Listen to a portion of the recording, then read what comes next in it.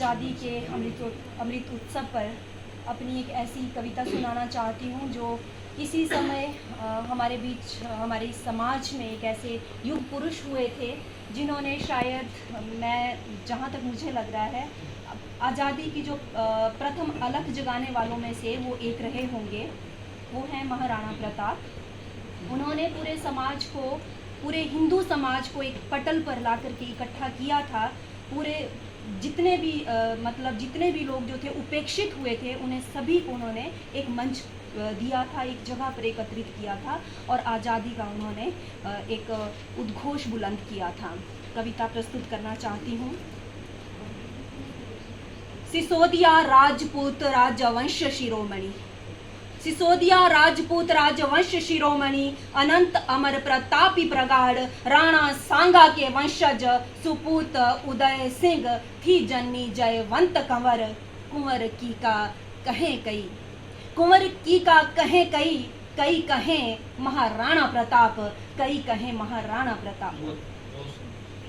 वह काल था अंधकार सा। आपसे अनुरोध रहेगा, मतलब कवित्री हूँ, जहाँ आपको लगे कि आपको तालियों का सहयोग देना चाहिए वहाँ दीजिएगा कि वह काल था अंधकार सा, माटी में प्रतिकार था, हिंदुत्व बंधा था जंजीरों में, अकबर बैठा था तकदीरों में, अकबर बैठा था तकदीरों में। माणिक जड़ित सिंहासन था अकबर का, माणिक जड़ित सिंहासन था, नवरत्न सुशोभित था दरबार, फिर भी छाती पर चुभता खंजर सा, महाराणा प्रताप का उन्नत भाल, महाराणा प्रताप का उन्नत भाल। जब भारत के वीरों ने मुगलों से हार मानी थी, जब भारत के वीरों ने मुगलों से हार मानी थी, तब मां भारती के लाल ने राजपुताना लाज बचानी थी, राजपुताना लाज बचानी थी। दिए प्रलोभन मुगलिया ठाटों के, दिए प्रलोभन मुगलिया ठाटों के, पर स्वतंत्रता के उपासक ने जलालुद्दीन से युद्ध की ठानी थी, जलालुद्दीन से युद्ध की ठानी थी। बहुत बढ़िया। एक लिंग महाकाल उठे, एक लिंग महाकाल उठे, सहसा रूप रौद्र लिया, नभ में उद्घोष जयकार किया, महाराणा का फिर वेश लिया, महाराणा का फिर वेश लिया। रणभेरी बज उठी थी हल्दी सी पीली घाटी में, रणभेरी बज उठी थी हल्दी सी पीली घाटी में, एक लिंग महादेव का किया रक्ताभिषेक प्रताप ने, किया रक्ताभिषेक प्रताप ने। लेकर कोटि कोटि गज घोटक, लिए मान सिंह 100 सहस्र सेना, सामने प्रताप निडर खड़े, सामने प्रताप निडर खड़े, मात्र लिए सहस्र 20 राजपुताना, सहस्र 20 राजपुताना। पर एक एक राजपूत 100 मुगलों पर भारी था, पर एक एक राजपूत 100 मुगलों पर भारी था, उस पर गति चेतक की हवा से बातें करता था, हवा से बातें करता था।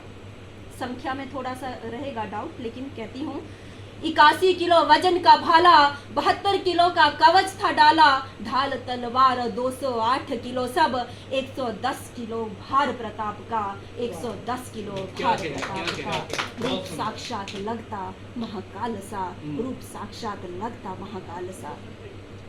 सूर्य सा मुख, एक छवि बनाना चाहूंगी कि सूर्य सा मुख उन्नत ललाट, सूर्य सा मुख उन्नत ललाट, मस्तक पर माटी का तिलक लगाए प्रताप, मस्तक पर माटी का तिलक लगाए प्रताप।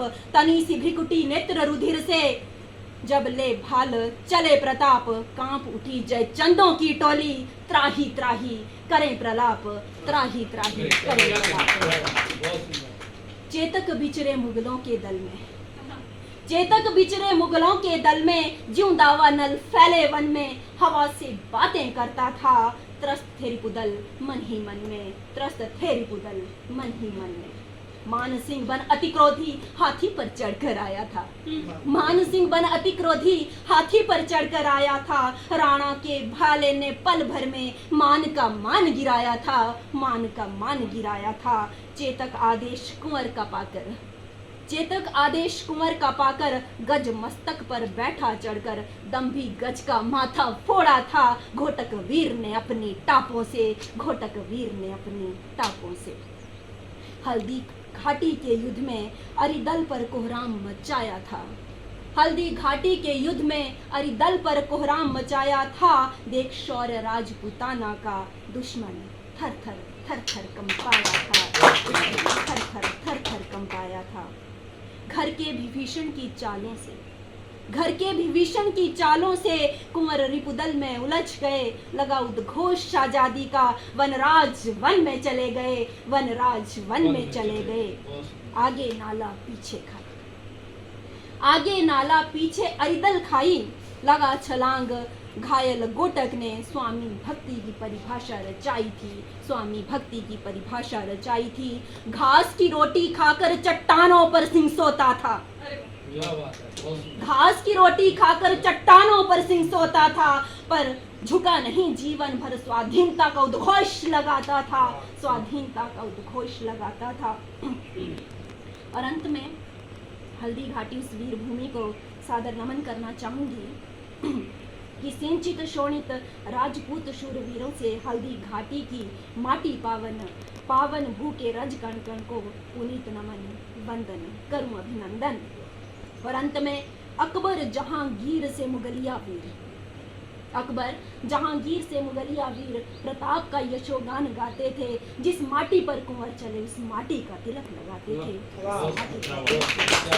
जय हिंद, जय भारत, जय भवानी।